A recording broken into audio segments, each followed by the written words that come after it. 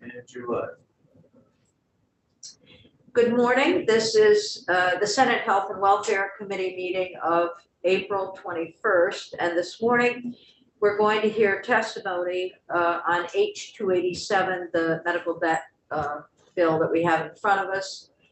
And then we're going to try to do that within a shorter period of time, by 9:30 or just a little after, and then move on to our workforce development proposal and our other bills, the pharmacy benefit manager bill and our miscellaneous duties of the Vermont Department of Health.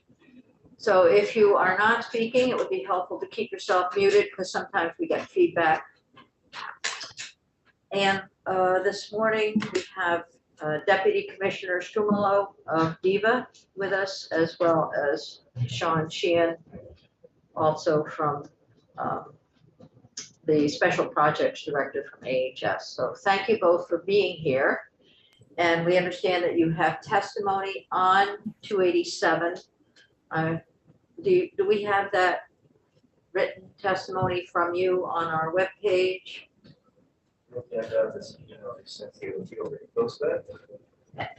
Addie, you sent me an email. Is that your testimony, or will you have a separate written testimony to post? Sure.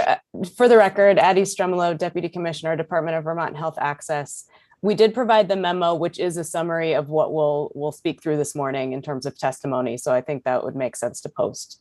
Okay, just the memo itself, that would be good. Was attached to the email. Okay, terrific. Why don't you go ahead with your testimony? Okay, thanks very much for having us. Again, I'm joined by my colleague Sean from the Agency of Human Services. And together we just wanted to offer some thoughts on the on H287. Generally, we would like to express support for the effort to improve consistency and transparency across the system of hospital financial assistance. This is something we see kind of firsthand through our in-person assistance program at DEVA, how much of a factor access to those programs of financial assistance can be for Vermonters. But we also see the impact of the current patchwork nature of those programs and how it can create inequitable outcomes. So to that end, we wanted to offer a few considerations about the framework that's proposed in the bill. In summary, we think it could have some unintended consequences the way it's set up right now. And we think it would make sense to study the proposed incentive structure using actuarial support in order to kind of get at the real financial trade-offs. And we can walk through some of those this morning.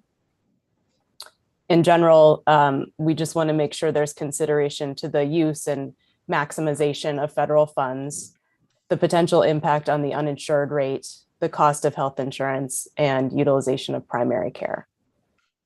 So in a nutshell, if the financial assistance framework is too generous, it can disincentivize Vermonters from purchasing health insurance.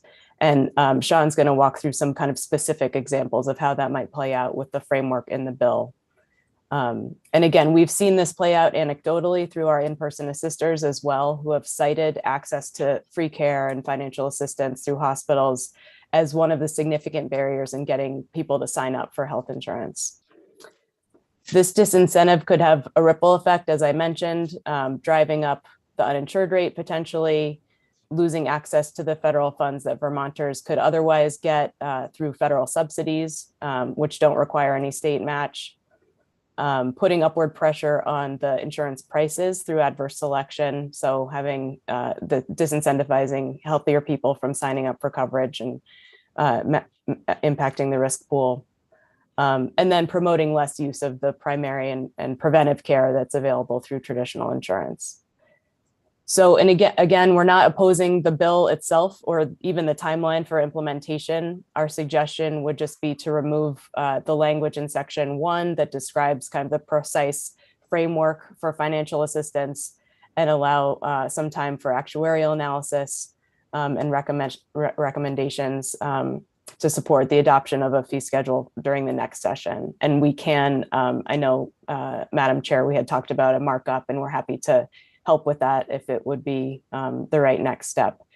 But at this point, I'll turn it over to Sean to get into a few more specific examples to illustrate these points. And just as you're moving to Sean, to let committee know, if you refresh your webpage, the memo is now up from Deputy Commissioner Strumalow. Okay, go ahead. Thank you for being here, Sean. Great, thank you, Senator Lyons. Thank you all. Sean Sheehan, Special Projects Director at Agency of Human Services.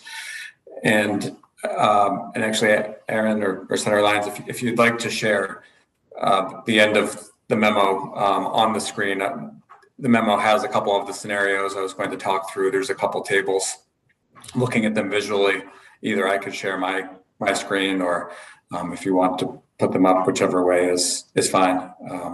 Right. We can look at them on there. We're good. You can share if you think that'll be more helpful for us to look at it on the screen, but we do have it on our iPads. Okay. All right. Great.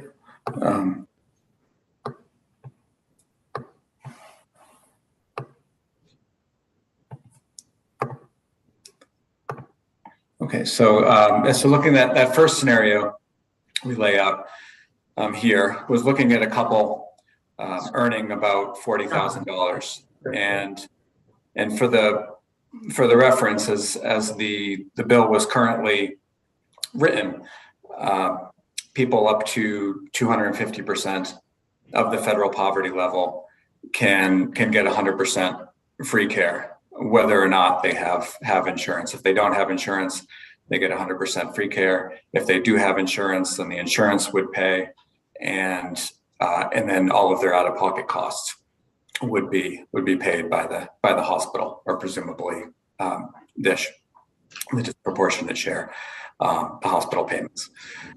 And so a couple earning $40,000, they're just under 250% federal poverty level, so they tie in here. So if you're looking at what their sort of decision point would be, they would have the option of choosing a gold plan on the marketplace. If they don't have an offer of employer-sponsored insurance, they would get a subsidy, very substantial subsidy from the federal government, $16,700 roughly, as well as $600 in Vermont premium assistance. The Vermont premium assistance, that $600 is over half federal as it comes through the global commitment waiver.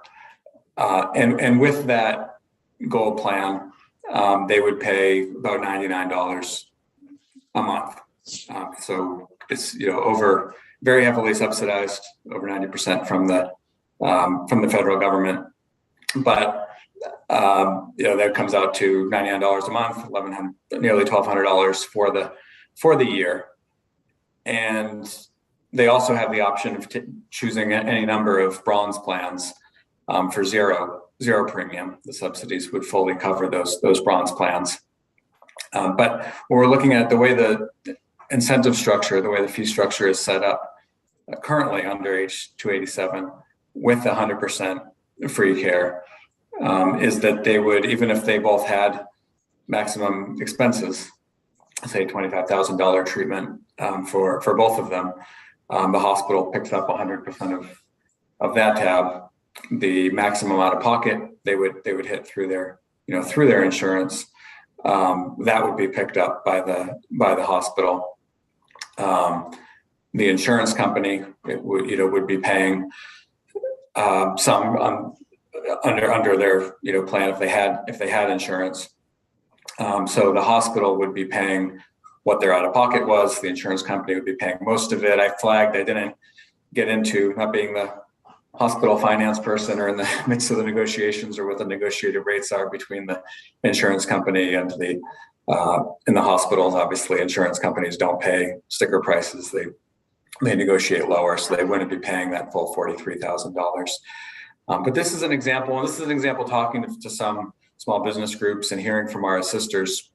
As Addie mentioned, Department of Vermont Health Access talked to assisters last fall and asked, with the expanded American Rescue Plan subsidies, what they were hearing from people. And certainly we heard a whole lot of stories about people who were able to buy up, get better plans with lower out-of-pocket costs. People who hadn't gotten insurance before got insurance. A lot of really positive stories. But also, when we asked them, well, what about, are you hearing from anybody who aren't signing up still?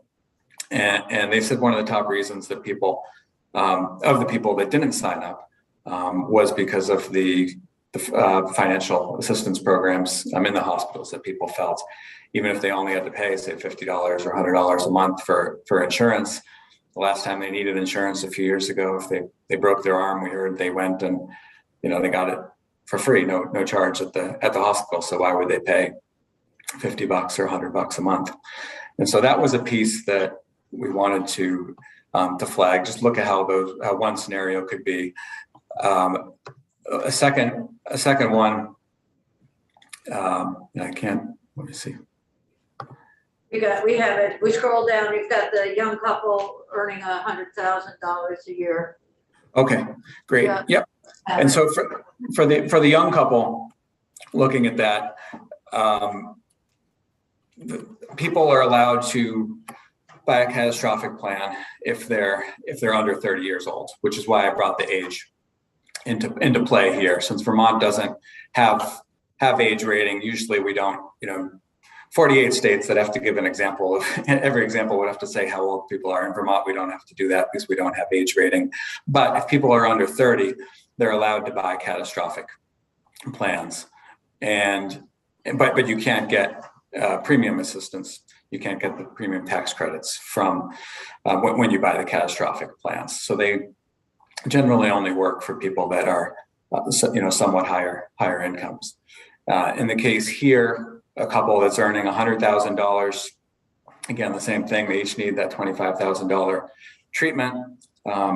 Here, their income would be over the 250% and the 400% threshold specified for discounts on any bill, but they would be protected by that 20% income cap that's specified in H287, which essentially seems to act as universal catastrophic coverage, near universal catastrophic coverage, in the sense that vast majority of Vermonters are under 600% of the federal poverty level, and capping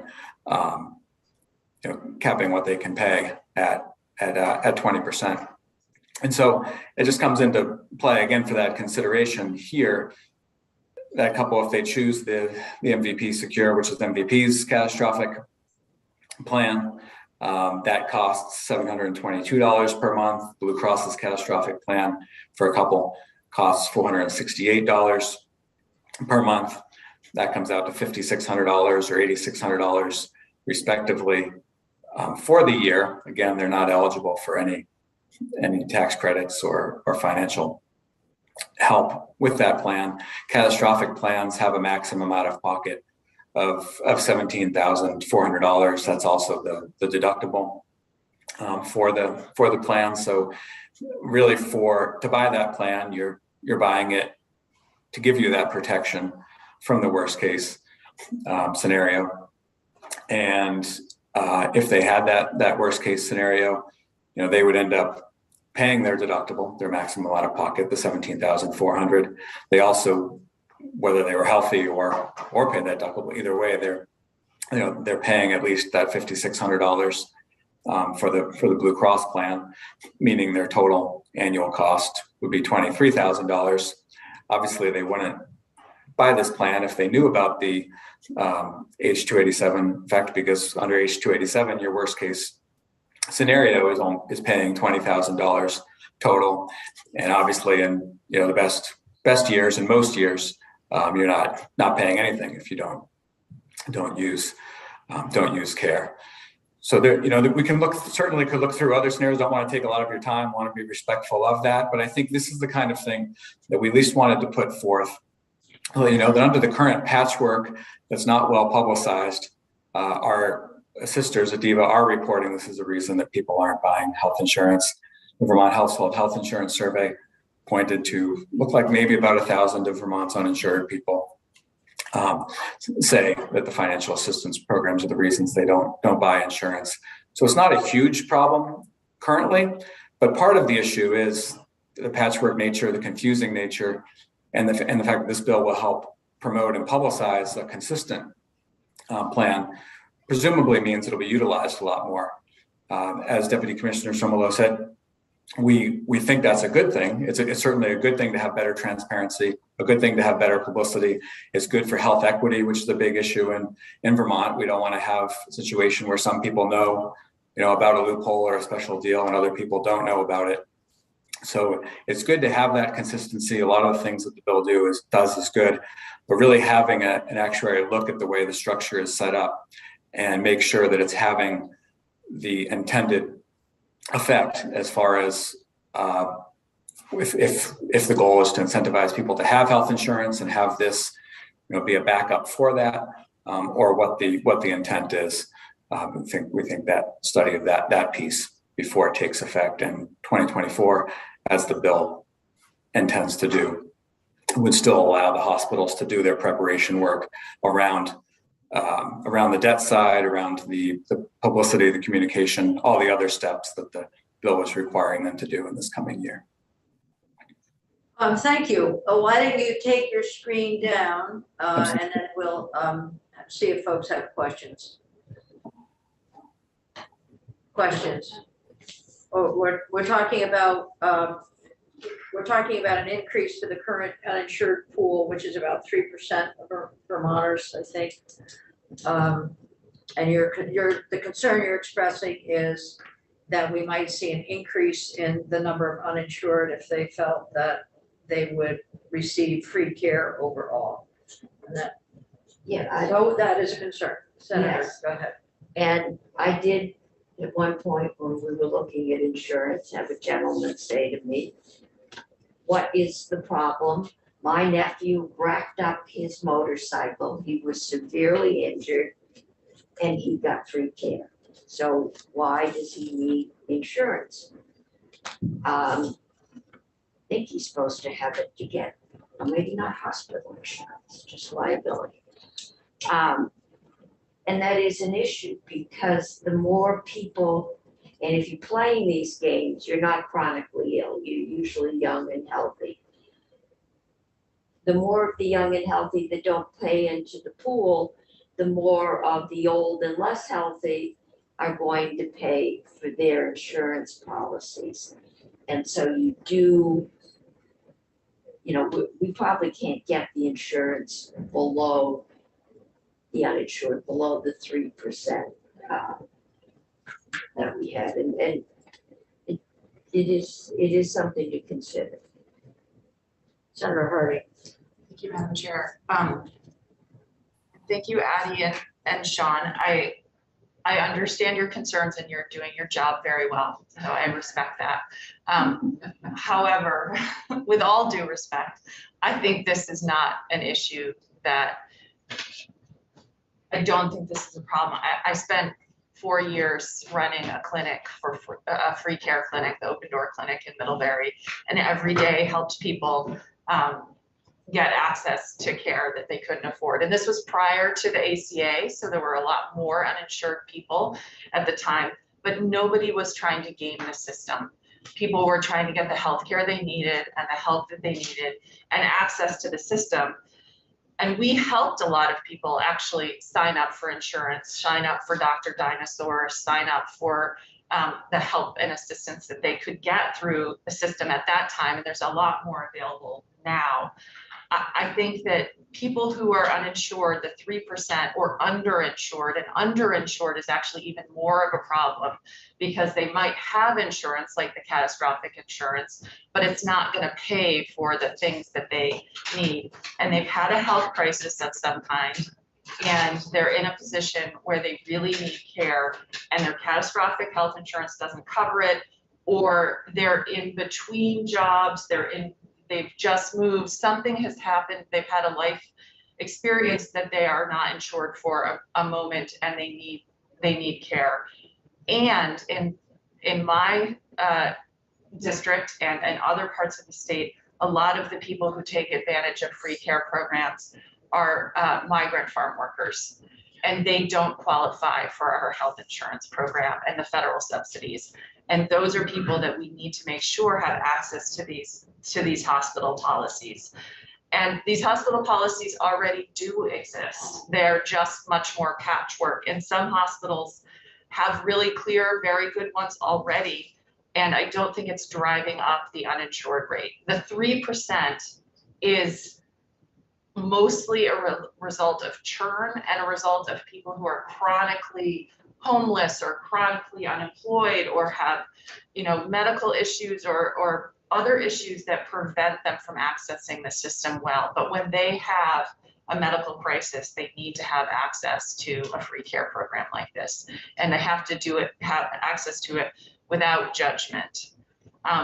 The one thing that I think could be helpful to add to the language is some provision to say that the hospital shall make an effort to assist people to sign up for health insurance. It's in there. Okay. I was skimming through to see if it's there. So it's already in there.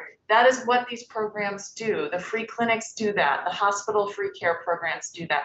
They, in fact, I think you can argue, and I will argue, that they increase the rate of insurance coverage. Senators were good. We thank you. I obviously feel passionately about this. This is what I used to do for a living. Senator, thank you. Yes, you're welcome. We'll get to the debate section. But your testimony is really very helpful to us in understanding what the conditions are out there in terms of the insurance. And we will take this into consideration as we go further and debate the bill. And you can see there, no one here is passionate about the bill.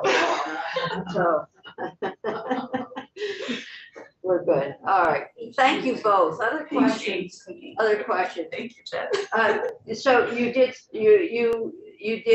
will read through the testimony that you provided, and I do know that you made a suggestion around date and implementation pieces. We will look at that, and we appreciate the time that you've taken to bring all of this to us.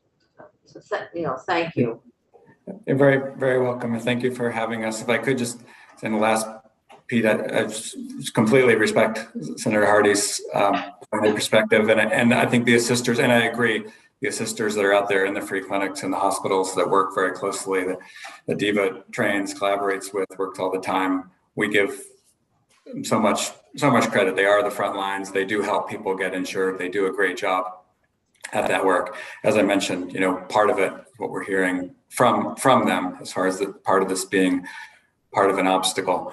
But to what you say about the underinsured, I also fully agree with that. We support the intent of the bill. And I think if you structure it a way where people who are underinsured, who have some insurance, get the full benefit, get the 100% care, there's a way to structure it where you'll be incentivizing people to have insurance and still be compassionate for the people who need care. But I appreciate. Thank you. Thank you for those comments. Thank you. So Thank you for having us. Yeah, thank you very much. We're going to move on to Mark Dietrich, CEO of Capio. Thank you for being here, Mr. Dietrich. We have your testimony in writing. We have a one-pager about your company and our organization, and we have the other information that you sent along. So why don't you introduce yourself for the record and present your testimony. For the record, my name is Mark Dietrich. I'm the CEO of Capio. Thank you very much for your time today. I know you're very busy. Capio is a medical debt buyer, 300 employees, and over the years, we have funded to hospitals in need over $250 million. We first became aware of H287 when it passed the House. And like other people have said today, we agree with the goals of the bill. We certainly have seen a lot of this similar kind of activity, looking to provide for what I'll call equity and consistency in application. We agree with that. We're excited that that's happening around the country. But it won't surprise you that we want to talk about what I believe is paragraph 9485. This paragraph effectively outlaws our business while allowing other collection agencies. Instead, we have another proposal that we think better protects consumers, seeing the needs of hospitals who may need to sell in the future, and we'd like to continue to compete in the state of Vermont. So to first do that, let me tell you how we as a medical debt buyer operate. Interesting to hear your conversation earlier. I think that it's Senator talking. Mr. Dietrich, your, the internet is fluctuating. Oh boy. It may help for you to turn off your video. Sometimes that helps the sound come through preferentially. Great. Let's try that. Okay. I hope this works. I apologize for that. No, don't apologize for the internet. It's a common occurrence. No kidding. Yeah. You were talking about how people don't game the system. We see similar things from consumers who are in medical debt. They want to pay. They want to pay what they can afford. That's our goal, is to figure out what they can afford. But anyway, how Capio as a medical debt buyer operates is in essence just like a collection agency. Licensed as a collection agency, we are subject to all the rules and laws, consumer protection agents of our competitors. To the consumer, we look just like a collection agency. We mail them letters, we call them on the phone. Collection agency, we feel, as far as our business model, because a collection agency has a brief 6 months to try to collect as much as they can from somebody. We hold these accounts for much longer. We can develop a relationship with consumers, and we do, to figure out what they can afford to pay, maybe nothing today, something later, and work out a mutually agreeable solution. Secondly, we are able to settle for collection agencies. In fact, on average, a hospital dollars. On average, the amount that we collect from somebody is less than $250. So, most collection agencies cannot do this. It's also a superior model for, and the biggest reason for that is hospitals, a collection agency can take and pass. Mr. Dietrich, maybe come back on screen. We're having some trouble hearing you. It's going in and out. It's not your fault or responsibility. And what I'm going to suggest is that we allow for you to give just a few more comments in summary, because we do have all of your written testimony, and we are a committee that reads all of our written testimony. So if you don't mind summarizing, because it is a little bit frustrating to try and pull the message out in between. I understand. I appreciate that. Thank you. Thank you. Yes, I will. So we agree more needs, but we had a similar experience in the state of California less than a year ago. They were looking at similar legislation to create additional consumer protections, not eliminate medical debt sales or debt buying, but to create additional is the way to go. Those protections quickly are: a medical debt buyer cannot charge interest to a consumer. A medical debt buyer cannot charge fees to a consumer. Many collection agencies do this. We don't. We think it's the right thing to do to not do that. Nevertheless, codify that in the law, make that a requirement in the contracts. Thirdly, a medical debt buyer cannot resell accounts, which avoids confusion on the part of the consumer. And a hospital cannot sell eligible for financial assistance, and any accounts down the line in error because they later qualify for financial assistance, or perhaps there is an insurance company error or something, have to be returned or adjusted. Again, this would be in the law in our mind, and also would be required to be in the contract between the hospital seller and the medical debt buyer. So that's our proposal. It will also give hospitals to sell should they need it. A lot of the law from CFPB, from the credit reporting agencies, even from the White House, will have the net effect of reducing the amount that people services, and allowing us to compete could alleviate that problem for Vermont hospitals. All right. Thank you. If you have any No, questions. thank you. And it was a bit better. We did get the summary information. We do have your suggested amendment to the bill. We'll look at that and the other information that you sent along.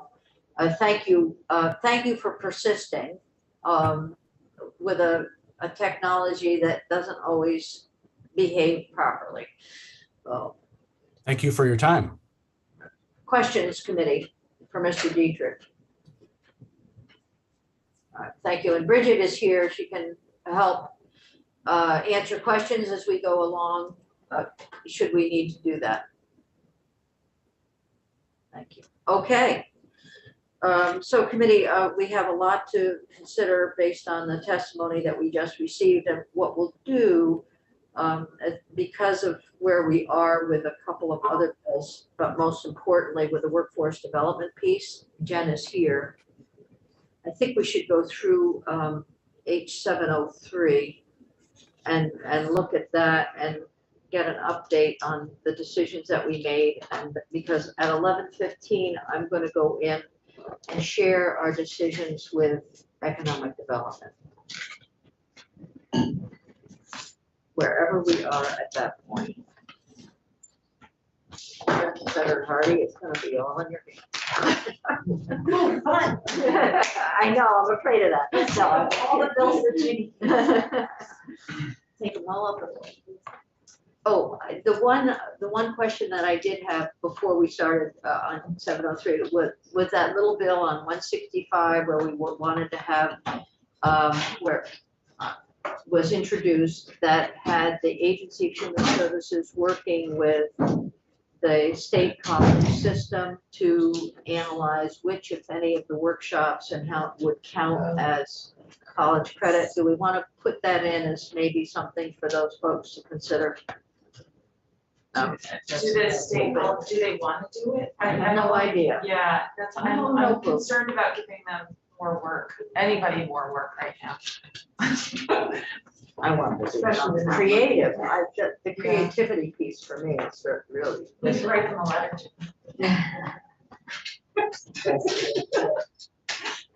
When I'm gone, you write them a letter. Okay. All right. So I'm that. not opposed to it. I'm not hearing enthusiasm for this, but I think, you know, I'll take my suggestion down to education. Okay. There you go. There you go.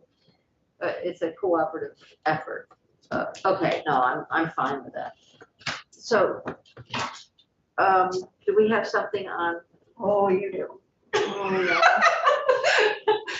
It ended up being a lot more involved than I expected. And also I discovered that there's a lot of inconsistencies in the various loan forgiveness programs because they were created by different people at different times.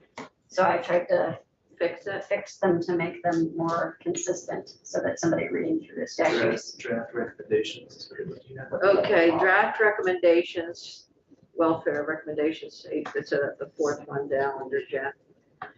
All right, Jen, go for it. All right. Good morning, Jennifer Carvey, Legislative Council. So I tried to incorporate the things that you talked about, the things that you heard and seemed interested in. So this is the healthcare workforce language from H703, and I've highlighted potential changes. So in the first section, the intent section, there have been some discussion about adding something about traveling nurses. So I added on to kind of the description of what's going on, that in addition, the combination of the pandemic and continued healthcare workforce shortages has created an unsustainable reliance on traveling nurses that must be addressed. Good. Rephrase if you want to say it. Yes, we need to say it.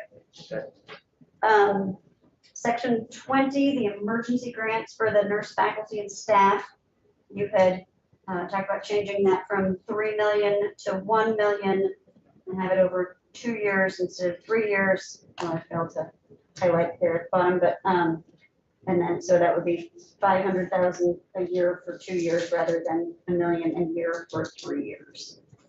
There's nothing here about a continuation, that they would continue to work for an additional year after receiving the grant? No, this is just the ongoing, this is the existing faculty. Yes, but there's no requirement that the existing faculty would stay in place and not. No, I don't know how you would enforce that Okay, once you give them Got the it. money user. yeah, it's under collective bargaining and other things. Okay, all right. We'll leave that one. So then the reference changes again for the fiscal years 23 and 24, not 23, 24, and 25. Okay. The next change is in section 21, the nurse preceptor incentive grants. And this would have, instead of 2.4 million, it's 1.4 million. It did not change the amount of, it was suggested at the end of that first subdivision there that it be at a rate of $5 per preceptor hour or a lesser amount if the need exceeds the available funds. I don't know what to do with that, so I just What's left the the demand? $5. It Yeah, says we know. less if, depending on what the need is. So They don't care. just wanted to flag that. In subsection B on page 3, I think AHEC had asked to be included, or there had been interest in including AHEC in the stakeholder group that is looking at clinical placement opportunities for nursing students. And there had also been discussion about exploring opportunities for that participation through remote means. Language does.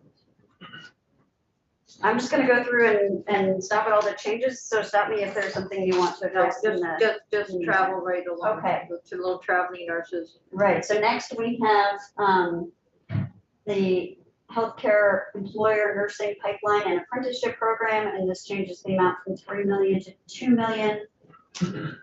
We had identified yesterday that VSAC was not the right recipient, but didn't know who was. And when I finally found the description of the language that had been proposed a couple of years ago, it was to have the state colleges do it because it was specifically a program through VTC. So I don't know that that necessarily is the right solution. So I don't know who. let's put the state colleges back in, because if we don't have, we need to have some oversight here. That's what we could do in the off session. We could run this program in the off session. Oh, I'm with you, Senator. There'll be a slight administrative fee. All right, so you want to put the Vermont State College system, Vermont State Colleges? Yeah, well, that's what you.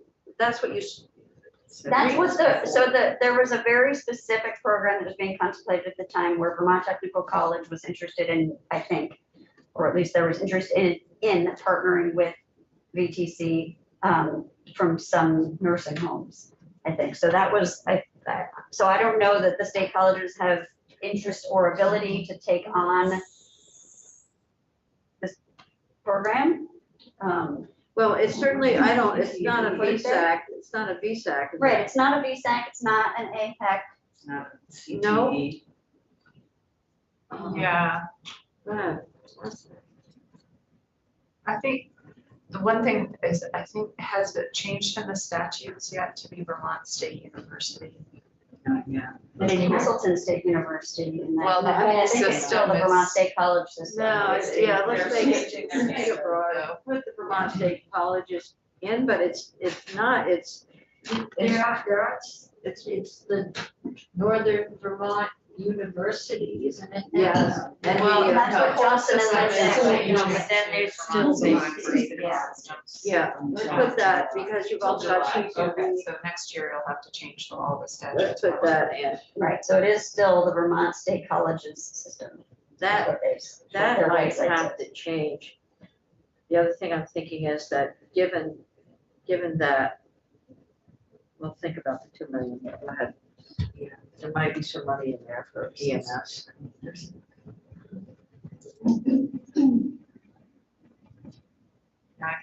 And whatever happened to that apprenticeship program with the LNAs? We were going to ask about that in. We'll get there. But where do we go? Isn't that this? this might be it. This is the. Yeah, no, this is it. So why wouldn't CTEs be? And CTEs, in consultation with CTEs, let's put Because those two These together. aren't nursing Yeah. students necessarily, they're people who. Well, these are no, these are not students at all. These are existing employees. These are employees, Who so, are going employees to at receive, nursing homes. right,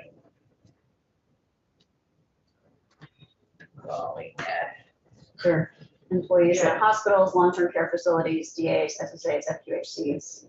To sort of upskill them. Exactly. Yeah, Yeah, yeah. and So then you do it through, what kind of programs are there? Certainly the LMA program that CTEs is. yeah, but I don't know. well, I possibly, but wonder think state colleges. if we had a cooperative experience between Dale and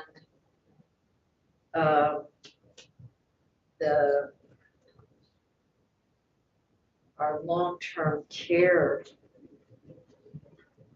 These Well, are, right now, this is a program that would involve the healthcare providers, so the Yeah. hospitals, nursing homes, et cetera, Yeah. and nursing schools.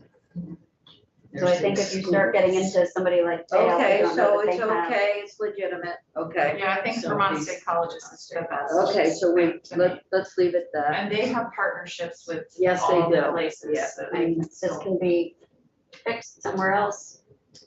It's all the way down, it's in little C, it's in 2. Okay, so it just We're goes. replacing it.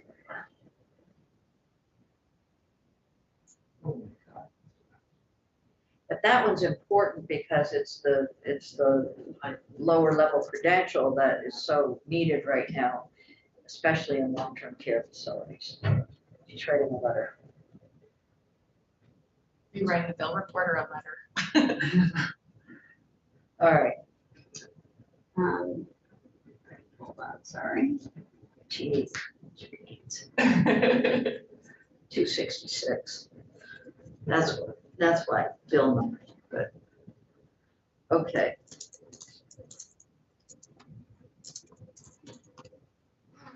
Just making these changes. Yeah, no, So that's you can good. take it Well, with take you your when you time. go. We're gonna go through this.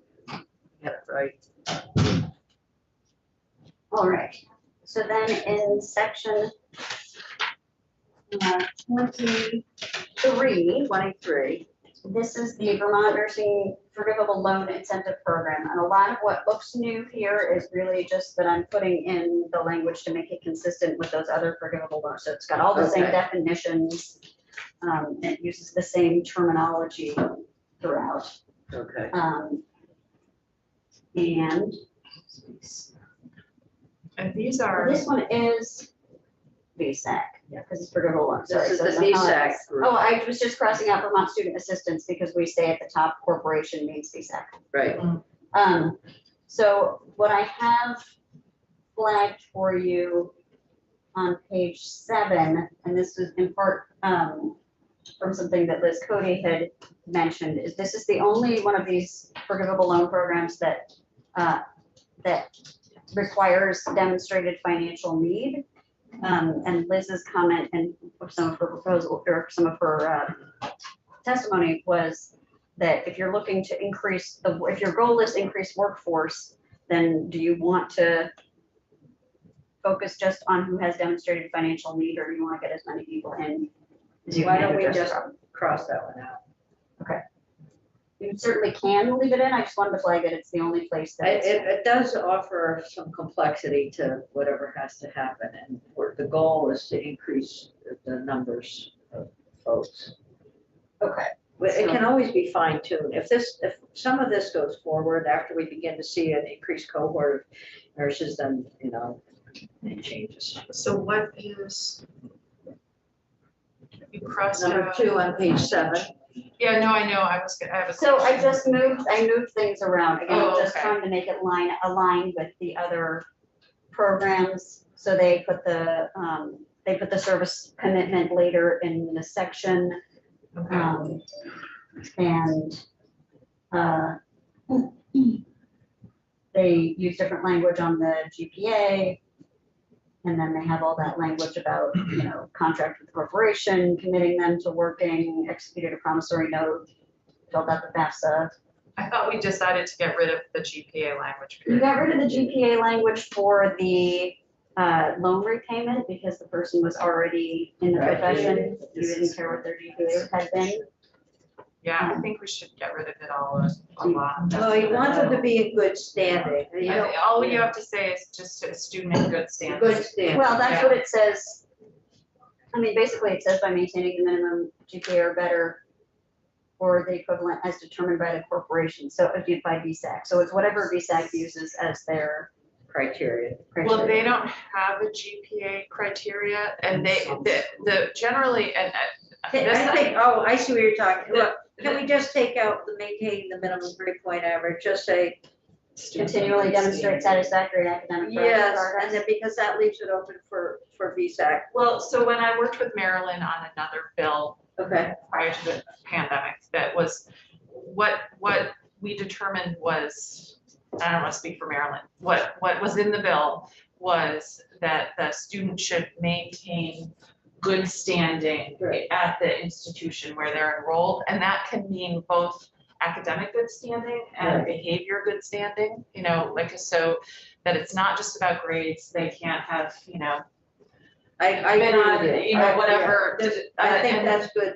a good because thing. also VSAC doesn't necessarily get information about GPAs. That's not their job. So it's just about being in good standing with their academic institution. Agreed. Okay, so I I'm think just saying I think that's maintain- more of what we said yesterday. Yeah, Maintain good standing at the eligible school, because that's what I'm calling it, at which the individual is enrolled. As Yeah. determined by the corporation. well, it's actually as determined by the school. Right, and it's VSAC would be verifying that. Exactly, Verified, yeah. So I don't think we need to say Don't need verified, to that's say all it. part of Yeah. them administering. exactly, Okay. yeah. I'm just gonna copy this Got and it. we'll put it in other spots as well. And then the rest is just And then the rest is importing language that was not in this program, that was in the other VSAC forgivable loan programs about executing a contract with VSAC and all that stuff. So it seemed, offers consistency. exactly, it seemed inconsistent for no reason other than it had been, you know, drafted by different people at different times. Yeah. And that didn't seem like a good reason. So then I put the service commitment in G. So with, again, similar language to what's in the other forgivable loan programs.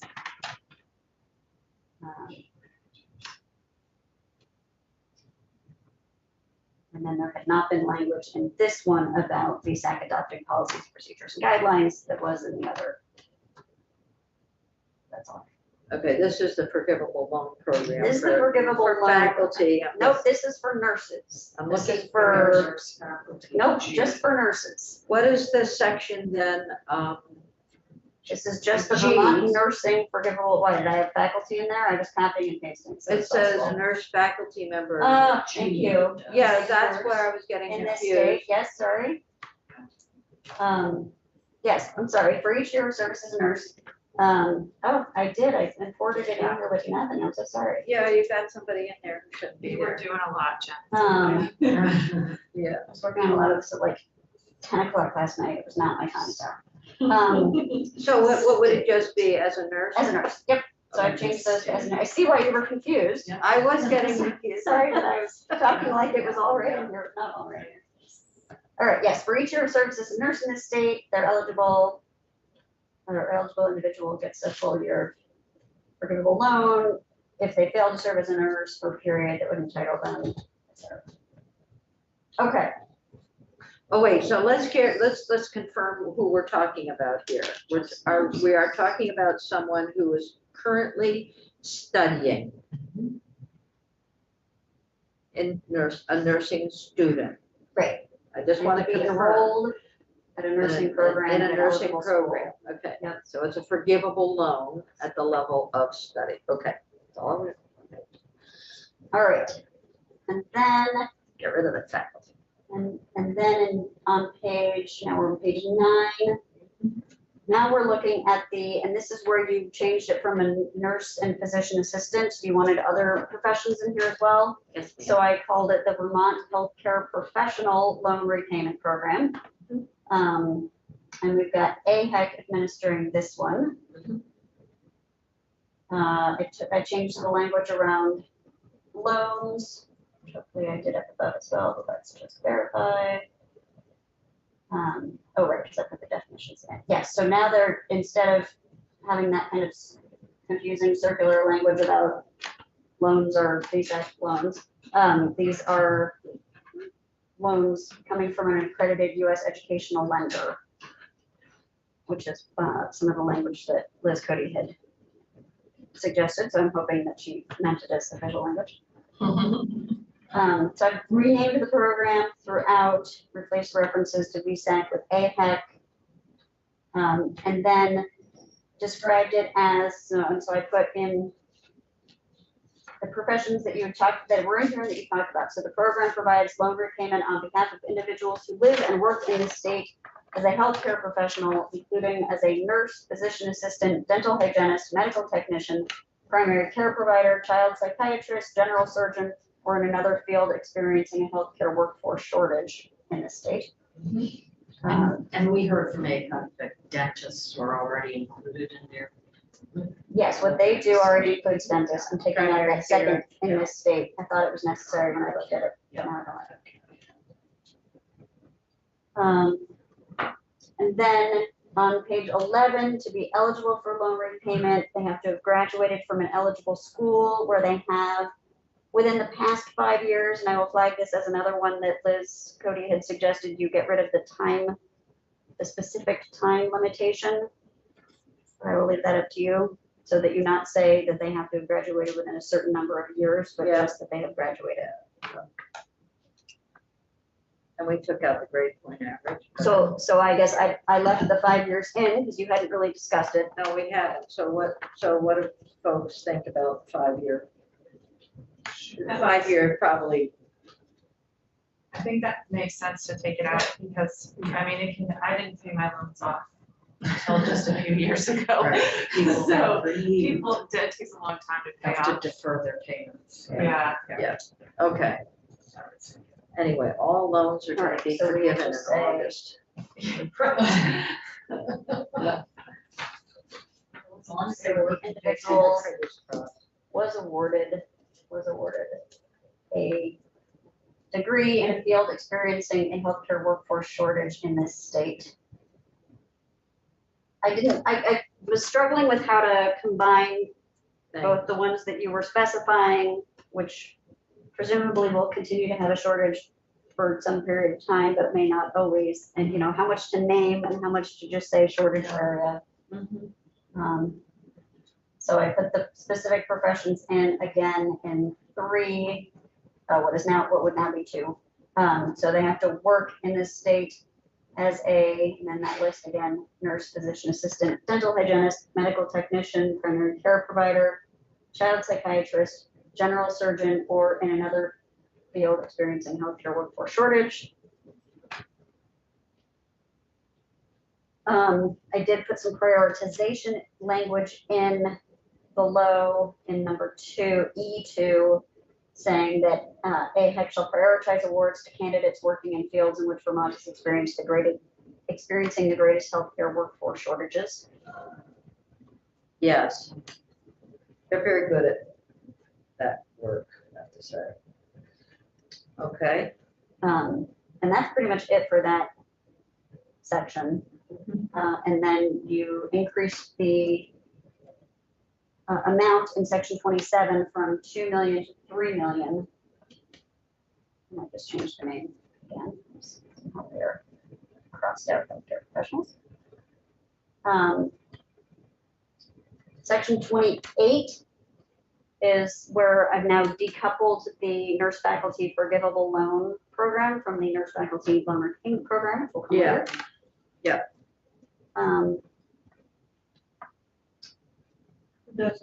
This one is AHEC, right? No, this one, this is loan repayment. So, I mean, that forgivable loan. So this is VSAC. This is VSAC and, The corporation. yeah, the Um, corporation has this. Yep. Yeah. But let me just flag that, because I want to put that in. Just highlight that for myself and I will fix it. It's so nice to have that bifurcation. It's really helpful. That was super helpful testimony Yeah. yesterday. I love testimony like Yeah. that. Okay, I knew there was so, something there, but you can't just put your finger on it. so we didn't need the bottom of page 12, we didn't need the reference to or the definition of loan repayment, because we're taking it out. Change that language around loans. And again, taking out the loan repayment and using consistent language about how they pay the funds. I took out some of these just reader assistance headings because they weren't as necessary in, or their captions, they weren't as necessary when we didn't have forgivable loans and loan repayments in the same program. But we did want to change the continually demonstrate academic progress language, so let me change that. Our new maintain good standing at the eligible school in which they're enrolled. Then I took out the loan repayment language. That is basically it for the changes there. So I'm on page 16, section 29, and again, this changes to the name. Then I have 29A, which is where I put the That's where all nurse the money faculty is. loan repayment program. So 29 was the money for the forgivable Forgivable loan, how much is there? 500,000. So you Okay, get and there's- 500,000 in each. In each, right, okay. No, I just don't need that. I liked this because it's all new. So I did, instead of highlighting this entire section, I just said at the beginning that it is new. So this is the loan repayment program. We have AHEC administering it. Have our accurate definition of loans.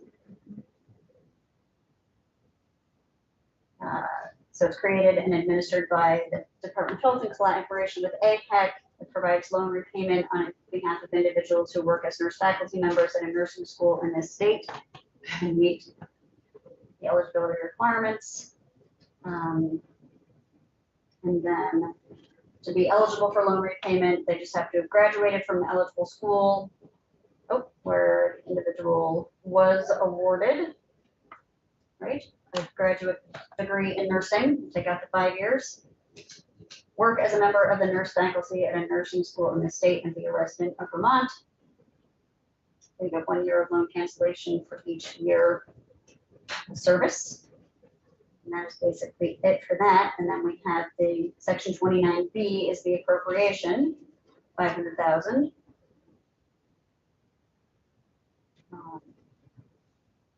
Section 29C is also new. This is the Vermont Mental Health Professional Forgivable Loan Incentive Program that you talked about yesterday. Let's put an extra space here.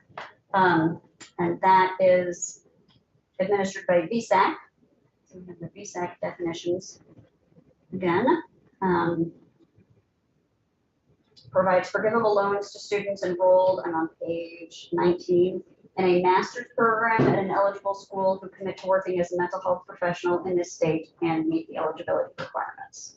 This is the one where I was hoping we could change it to not just be masters. Yeah, we had some. Because I think that given the need out there, having even an undergraduate degree would be helpful. But there's also money that's going from education into the UVM programs that will be more for the, I think it will be more for bachelor's level. For mental health? Yeah, for social work, yeah. Oh, there is? Yeah, so I will double check that when I'm Okay. there, but this one is completely different, it's new. I just want to make sure that there is still Yeah, stuff, I get it. getting a I got it, and I didn't, undergraduate degree. I did talk with Wendy last week, so I'll, Because did you see the email I forwarded you last night? Yeah. Yeah, okay. Right, as No, long as it's somewhere I know, else that I I trust know, you, I it's just wanna it's make just sure like a that it's- never ending stream of what is needed, and I agree with you, it makes it difficult. We want to make sure that each one is sufficient enough, and will remind me when we go through 703. Yeah, and because the email that I had last night about the people who don't have masters, and I guess my question is, how many of these jobs require masters levels? And would it be wise to put money into lower credential people so that they could then upscale to a higher level later on? Like, Well, I mean, to be a counselor, you have to have a you master's. do, and yeah, and right yeah. now, the folks that I'm familiar with who are going through some of these programs have bachelor's degrees, and they want to move into counseling, and they're barely able to make ends meet. So I think let's keep this one, and then we'll see what happens. see And how I'll much money there is. also double check as we go through in education, because I know we have needs all over. Yeah, I mean, I agree that there needs to be the master's level, like- that's how people become counselors, but there are other positions within our DAs and our Yep, mental health system that don't require masters that are also struggling. And that's that appropriation in the section 29C, are we there? No. Section 29C, that's what we're in right now. Okay. Yeah, so this is the one we got a passel of notes last night from people we highly regard and respect. And they had a request in for $6 million to refresh the program that they had in place last So year. the DA and SSA program is coming up. We haven't gotten to that one yet. No, we haven't gotten there. Right. So that'll be the next or two sections from now. Which section is We it? are in the one for the masters. This is the. Oh, you were in Professional forgivable that loan. was 29D, so now 29, So I'm in 29C. We haven't gone to 29. 29C yet. So Okay, let's finish that on page 18, okay, particularly because there's some language you had asked for that is in here that I want you to see okay. if it works. All right, so the program is providing forgivable loans to students enrolled in a master's program at an eligible school who commit to working as a mental health professional in this state. And then C is just the dispersed language. D says to be eligible for a forgivable loan, person has to be enrolled at a school in the Vermont State College system, that's what you had wanted, in a program, whether through in-person or remote instruction, that leads to a master's degree in a mental health field. Is that? Are there enough master's degree programs at Vermont State Colleges to, how much money did we put in here? Put 2 million, I believe. Yeah, I'm just I'm wondering, not familiar with. because I know they have a master's. Oh, shoot, okay. I just want to keep going. I'm just wondering if there are sufficient master's degree programs at Vermont State Colleges to use all this money. I'm sure. It's probably somebody yelling at the screen at me right now, but. Able to pay tuition, there will be, and the question is again, with the nurses, are there adequate teachers? Right, I think that, well, I don't know, there's the program that you mentioned, Jenny, Senator Lyons at NVU. NVU, and then at Castleton, and they have a social work program, but I'm not sure they have a master's of social work. Yeah, looking at program. their master's programs at Castleton right now, looks like There they didn't have, used to be. they have school psychology. But that appears to be it for, That's why I was talking about the NVU program, and it doesn't, right, so I will look there. 2 million might be too high for that one program, and we could move some of that money to the next section, which Right.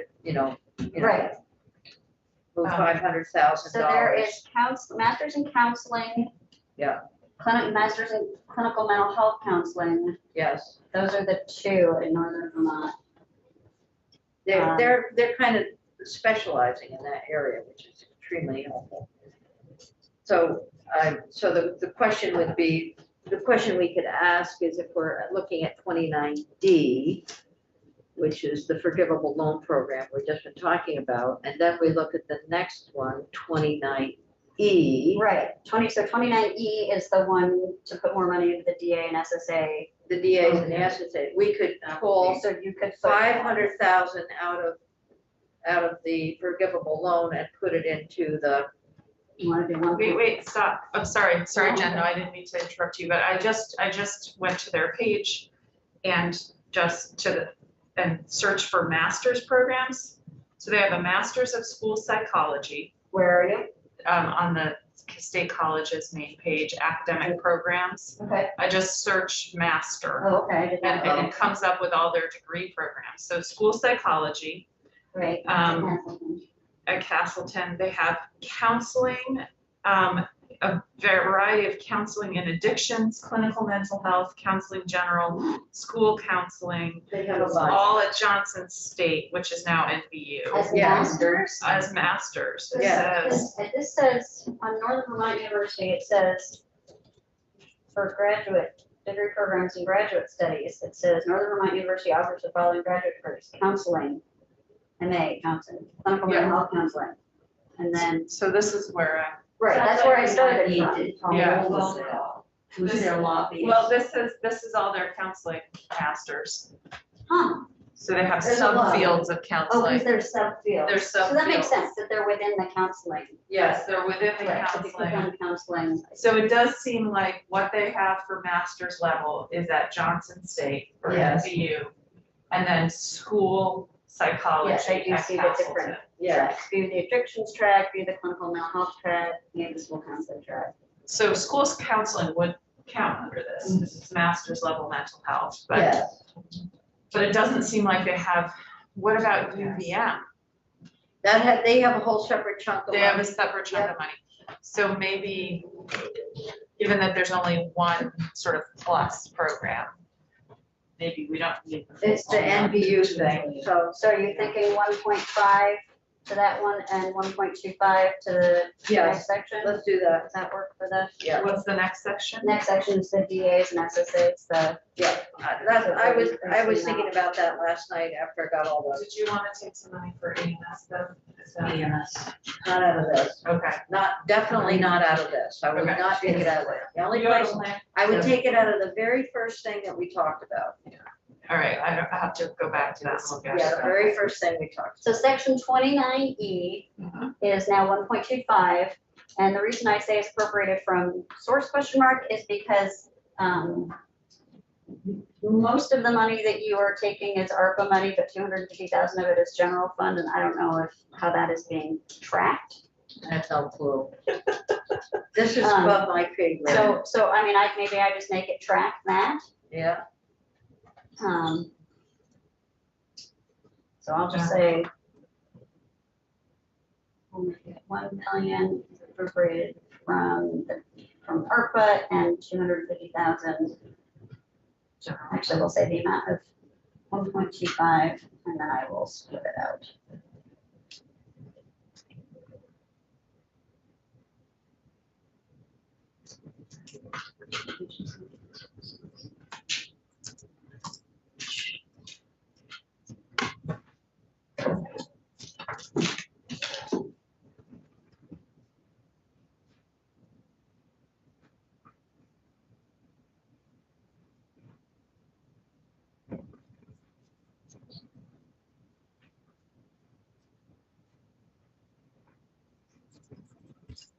Right, and that is to be distributed to the DAs and SSAs yeah. Well, I don't know. equitably based on that. And I literally used the same language that was in last year's budget bill. That's the best we can do. Because it with was this based one. on the proportion of their staff to the total number of mental health and substance use disorder treatment staff across all DAs and SSAs. Talks about how they make them available, keeps the 1-year service obligation. And then the only question I had for you on this one at the top of page 22, in last year's, in the budget, there was actually quarterly reporting required to all of these committees because it was but I think because there had been concern about whether the money was actually getting distributed. Do you want a report back? And if so, do you want it just by one particular date?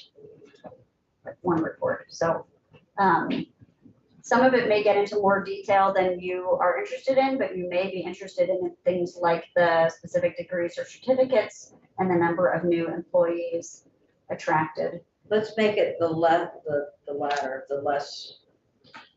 Yeah. Oh, I just lost my. Okay, so you just want to know not so much which DAs and SSAs and where people are gonna deliver services or how much was provided to each recipient, but the specific degrees or certificates.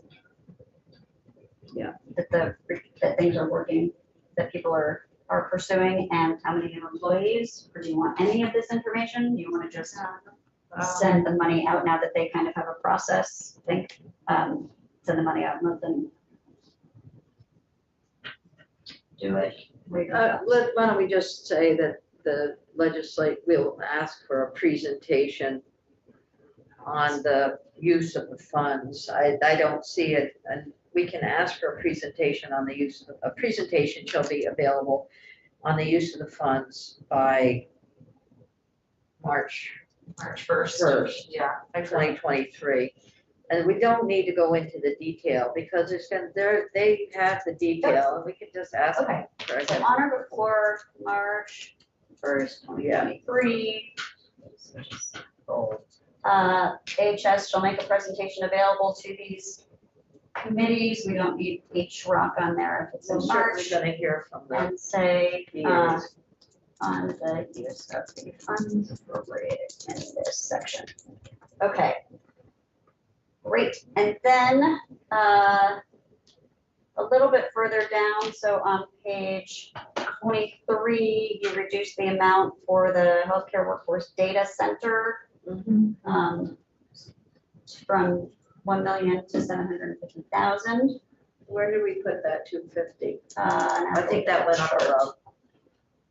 Okay, I can get it, and I think that was it. Yes. Okay, good. So aside from one little language change, one or two things, I have made all the changes as we've gone along so that you can. Can you, so Jen, this will be the proposal that I will take into economic development. Yes. Do you mind leaving the yellow highlights because I Oh, find no, I thought I would. extremely helpful. No, I thought I would leave the yellow highlights. Otherwise, I'm gonna get lost. Yeah, and then We aren't already lost. We're all lost. and then if they decide. Well, We'll just I would- clean it up when it gets dropped into something. Yeah, so the other thing I would like to say and ask the committee is, there's been a strong request for some funding for EMS folks, to have some education and some sort of incentives for people to work in EMS, to be trained adequately in EMS, and all of these programs are, local programs. A lot of them are just volunteers going in and helping with emergency response. And there's a costing out that Senator White has done on EMS needs, and it comes out to $950,000. And she sent me the email with the data. She's also sent it to economic development. And there's an interest on the part of some folks in economic development to find the money here. So I'm not willing to sacrifice ourselves necessarily. I think we've done a lot of work on this. And my suggestion was find some money in housing or somewhere else because they've got $100 million in economic development for a lot of use. And for people who are listening out there, we do not want to sacrifice affordable housing, but we do know where the money is, and we do know that there are needs in the state that might go directly to our local municipal EMS services. The only place that we would have here is in section 20, and I'm not convinced that we should do that. I mean, in section 20, we've already reduced it from 3 million to 1 Exactly. million. That's a pretty Exactly. big reduction. And there's nothing left. We've expanded the number of professions receiving support. And so I'm gonna be defending this, but also I am gonna suggest that they look for some money somewhere for EMS. It's an important piece, but it was not in here. It didn't come to us. And we know what the critical needs are in workforce and healthcare. Yeah, I think the EMS has also gotten quite a bit of ARPA funding, and I think was partly for that purpose. That's my recollection, is that That's they've a good gotten comment. some. I will from- suggest that they evaluate that. And I don't know what they used it for, but it might be worth looking into, and maybe Senator White's already done that, but I She do, works closely with folks in EMS. And I do remember that we've given We did- EMS We quite a bit did of, study on, and some of it was for professional development. well, I don't know how much was professional development. Did we do some for? We'll have to look. I mean, not us. Wellness, we did Somebody will. wellness stuff. And we'll have to keep. Yeah, but there was Yeah. ARPA money for, For professional well, development. for training and recruitment and retention and that kind of thing, and also to help with their supply needs, given the pandemic. Okay, yeah. Well, look we took testimony here. We know what their needs were. It was before the pandemic started. They were having, before we closed Yeah. down, we knew that they were in dire straits, so, and they were work overtime. But it's about, what do we have here? This is like, we're scraping the bottom of the barrel right now to try to keep workforce in programs. Jeanette wants money for more training for EMS. Yes. Let me just. Now, put- we have a crisis in our volunteer-based services. Our fire departments, volunteer fire departments aren't able to get the volunteers, mostly because people aren't working in town across the street from the fire station. They're working in Burlington. You know, EMS takes, I worked with somebody who was in charge of an EMS squad. We had some very heartrending testimony from Margaret Lacus, who is an EMS. That's exactly who I was thinking about. Yeah, and when we were doing the public safety, the alphabet committee to provide emotional support, counseling to first line workers.